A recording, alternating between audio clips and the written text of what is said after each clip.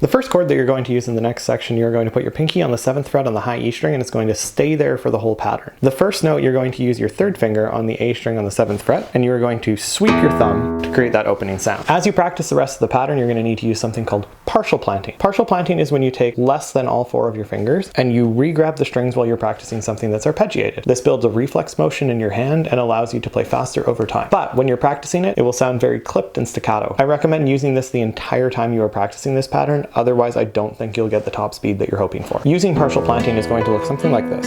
Notice how I'm re-grabbing 3 of the strings every time I play through 3 of the strings. Sped up, this will end up looking something like...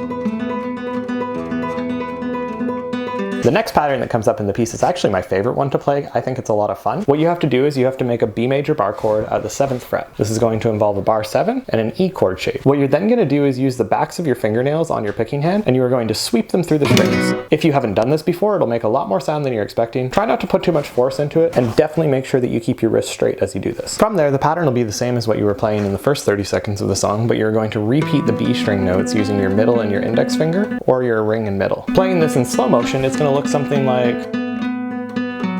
Which fingers you use on your picking hand for this repeating note does not matter. What does matter is that you use the same ones every time, because you're going to have to practice it a lot to get it up to speed. I also recommend using something called sequential planting, which is a way of practicing tremolo picking here. To practice with sequential planting, what you're going to do, you are going to play the D string note with your thumb.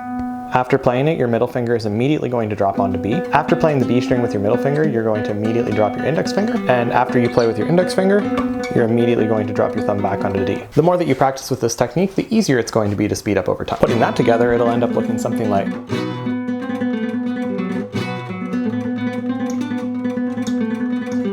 Using that same technique with a different chord shape should take you through the next part of the song, and then after that'll be another video for another time.